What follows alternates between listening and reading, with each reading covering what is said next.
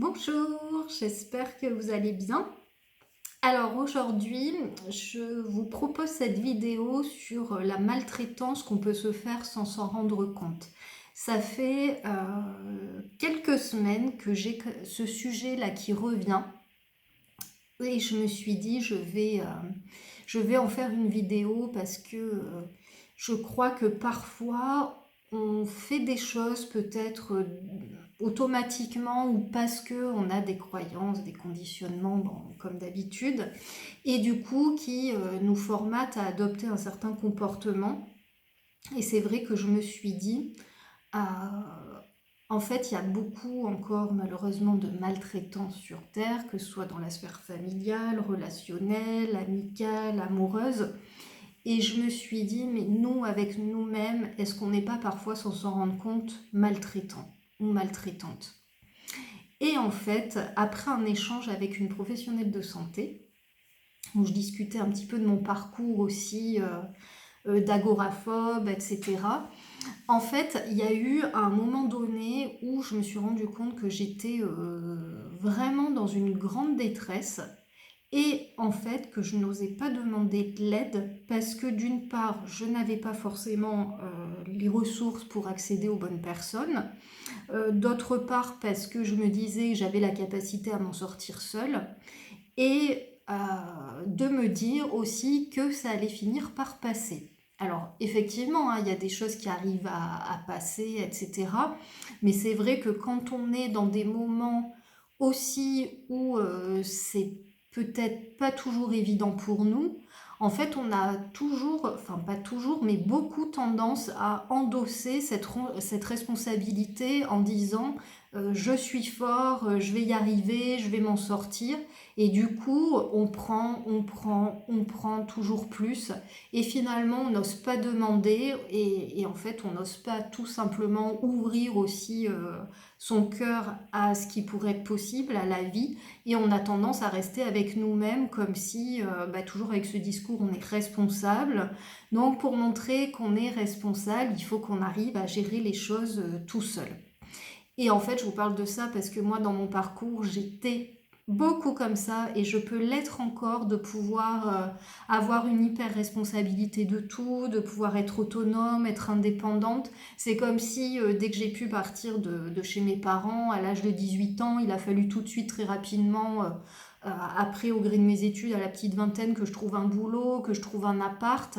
Et en fait, pour moi, c'était toujours pour prouver que je pouvais y arriver seule et que j'avais besoin de personne. Donc c'est vrai que parfois on fait des choses, mais aujourd'hui, moi je me rends compte que derrière, il y avait aussi finalement des peurs et des conditionnements qui en fait aujourd'hui sont plus du tout adaptés par rapport à l'évolution du moment. Et comme ça évolue très très vite, en fait, moi ce que je me suis rendu compte, donc après cet échange avec la personne, c'est que en lui narrant mes différentes expériences, je me suis rendu compte que dans les phases où déjà j'étais pas au top et en fait je luttais énormément pour y arriver seule, et du coup ça me drainait une énergie déjà qu'à la base j'avais pas. Donc du coup, ça me faisait encore plus, entre guillemets, m'affaiblir parce que je prenais sans arrêt sur mes réserves. Et après, j'avais un peu ce discours, oui, je m'en sors seule.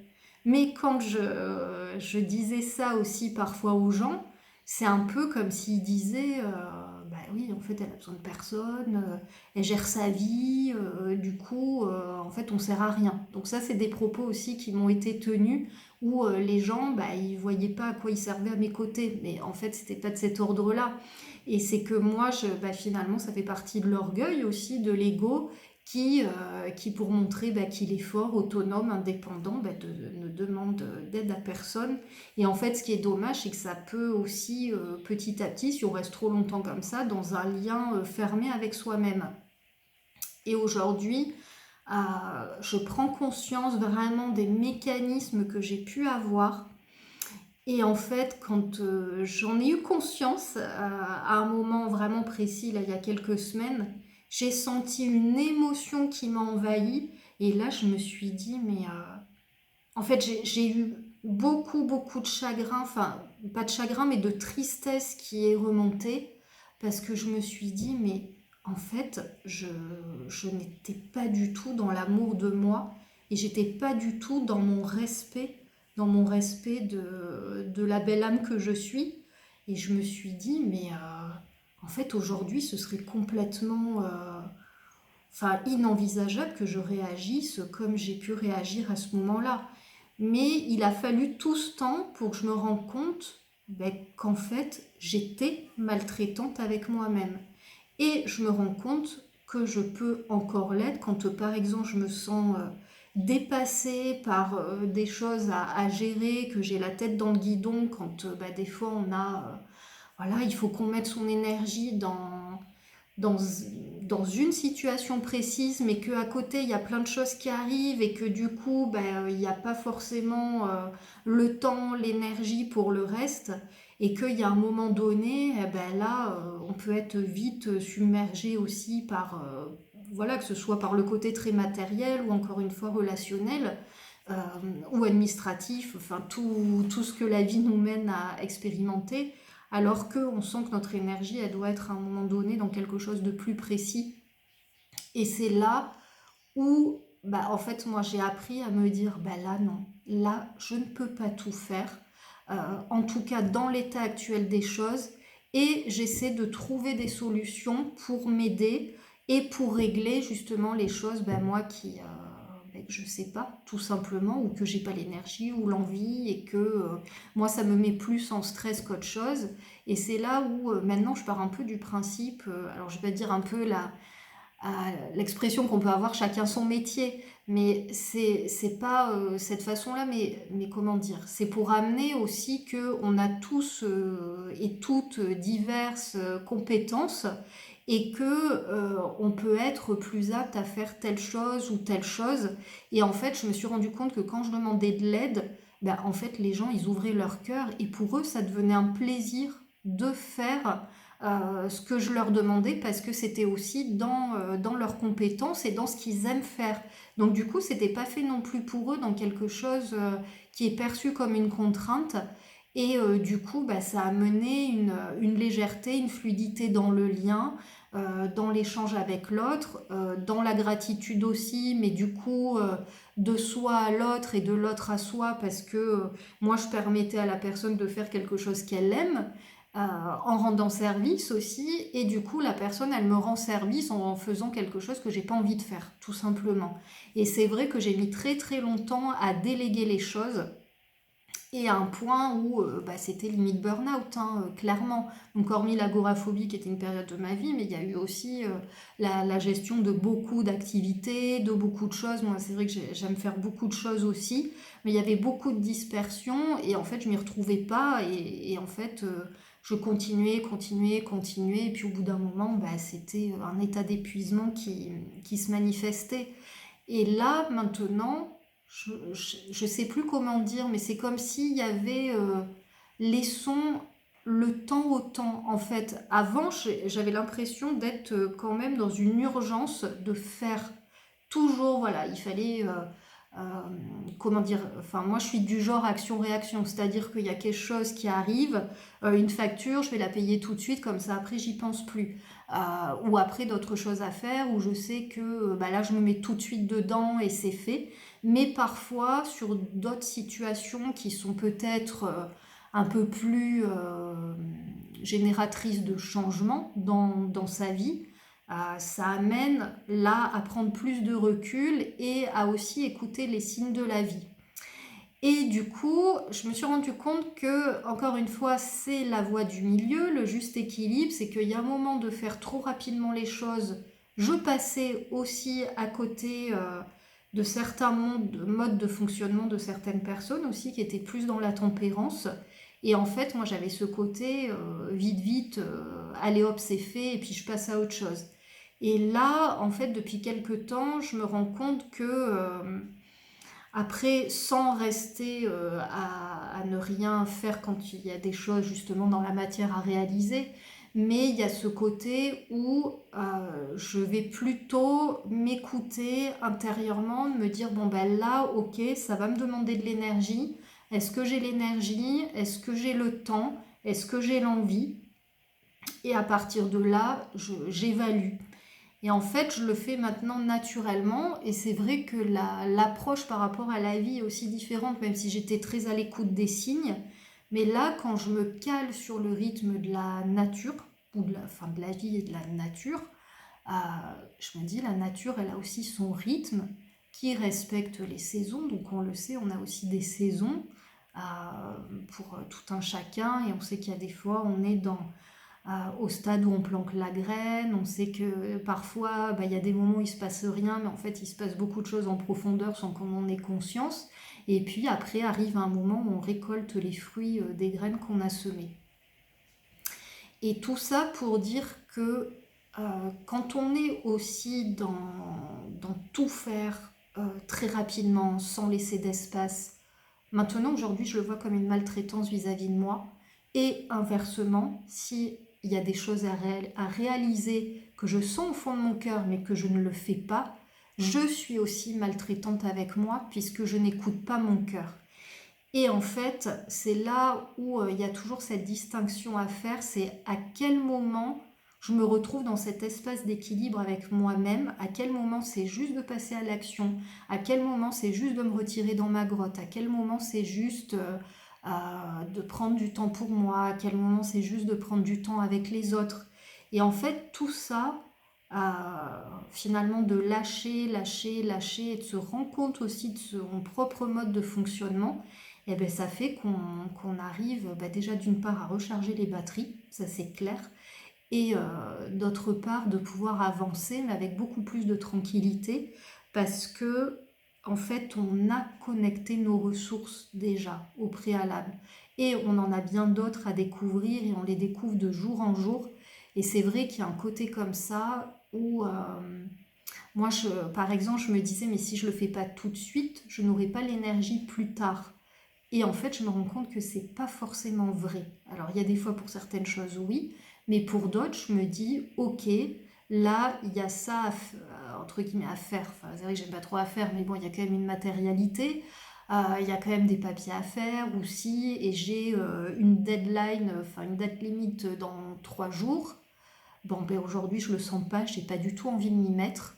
Et avant, je me serais forcée et en fait, j'aurais été hyper fatiguée. Alors que là, je me dis, bah, ok, je vais voir demain. Et très souvent, quand c'est le juste moment, dans l'énergie, je le sens, je m'y mets.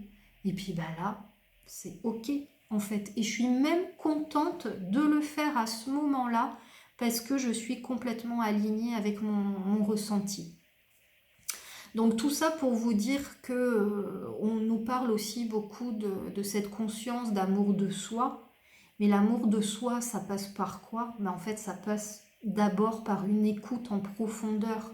Et c'est toujours revenir à soi, mais après, ok, on revient à soi, mais c'est surtout de laisser cet espace d'écoute du corps, d'écoute de l'âme, d'écoute de l'esprit.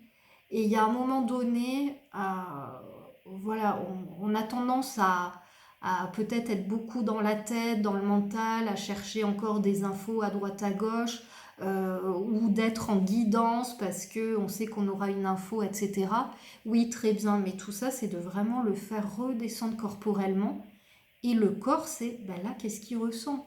Et en fait, moi, je vois mes chats, par exemple, il y a des jours, alors qu'il fait bon, etc., ils vont rester à la maison, ils vont pas se bouger. Et puis, à un autre moment, ils vont aller chasser, ça va durer un temps, ils reviennent. Mais ce que je veux dire, c'est que les animaux, ce sont vraiment des maîtres dans l'écoute de l'instant présent et dans aussi eux, ce qu'ils mettent en place dans leur corporalité, comment ils le sentent. Et je trouve qu'on devrait beaucoup plus s'inspirer des animaux et d'autant plus ceux qui nous sont chers et qui sont proches et qui vivent avec nous au quotidien, parce que vraiment, ils nous apprennent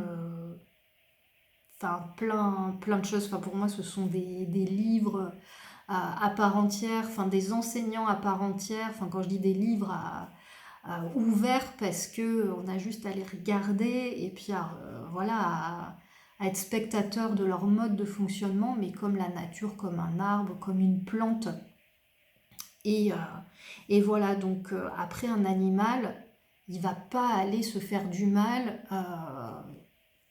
enfin naturellement, je veux dire, il va pas être maltraitant avec lui-même. Il peut être agressif envers quelqu'un d'extérieur, mais je veux dire, avec lui-même, il est vraiment en adéquation avec sa propre écoute et avec sa propre présence et avec ce qu'il ressent. Enfin, avec, oui, avec ce qu'il ressent et avec ce qui est juste pour lui. Et donc là, moi, je vous invite à vraiment vous connecter toujours avec vous-même. Quand il y a un moment donné, il n'y a rien qui se passe et hop, j'écoute à l'intérieur de moi. Quand au contraire, ben, la vie m'amène à mettre beaucoup de choses en place, je prends le temps aussi de m'écouter profondément. Et soyez-en sûrs, la vie, elle amène toujours des réponses. Alors après, c'est pas forcément celle que le mental attend, mais en tout cas, c'est celles qui vont nous convenir et qui vont nous permettre aussi de savoir comment réajuster les choses. La vie va vraiment mettre des synchronicités, va vraiment amener des réponses quand on est attentif, on a les infos. Franchement, aujourd'hui, les gens qui me disent ah mais oui, mais moi je canalise pas, etc. Mais enfin, franchement, mais ça n'a aucune importance. Enfin, je veux dire, on n'est pas tous destinés à avoir des messages de certains plans. Après, voilà, il y en a, c'est leur mission, c'est comme ça. Il y en a, ça va être d'être artiste, de peindre des super tableaux. Il y en a, ça va être de pouvoir construire des maisons, de faire de la cuisine. Mais il y a vraiment un côté où, pour moi, aujourd'hui, le principal, c'est pas d'être connecté aux galactiques, à des plans supérieurs. C'est vraiment là de redescendre dans la corporalité et de redonner toute sa splendeur aussi à notre corps, mais la splendeur dans le sens où c'est notre véhicule et il sait, il sent les choses. Euh, voilà, il y a le côté aussi très instinctif de l'animal, où l'animal, il va sentir si ça, c'est bon, ou si ça va pas convenir. Un animal, il est tellement en présence que tout ça, il réfléchit même pas, enfin, c'est tout de suite, c'est immédiat. Et là, en fait, en se reconnectant à nous-mêmes, on a des retours, mais quasi instantanés. En fait, on a tout de suite l'info, mais pour cela, voilà, ça demande un espace dédié pour se retrouver avec soi-même. Et encore une fois, là, par rapport au thème de la maltraitance, mais regardez-vous comment vous vivez les choses au quotidien, comment vous prenez soin de vous, quels sont les espaces aussi que vous offrez, quels sont les espaces dans lesquels vous pouvez vous retrouver avec vous-même. Et déjà, ça va vous donner des pistes et de forcément ne pas reproduire les schémas qui ont pu être souffrants pour le corps et pour l'être sans qu'on s'en rende compte aussi. Donc c'est ça aussi la petite ligne à sentir. C'est à un moment donné, ok, là je suis sur le fil, mais non, je ne vais pas basculer, je vais justement rejoindre cet espace d'unité et le fil, hop, il se réaligne et là on peut vraiment œuvrer dans ce qui est juste pour nous à chaque instant. Voilà, bon ben c'était ce que j'avais envie de vous partager. J'ai laissé venir ce qu'il y avait à venir.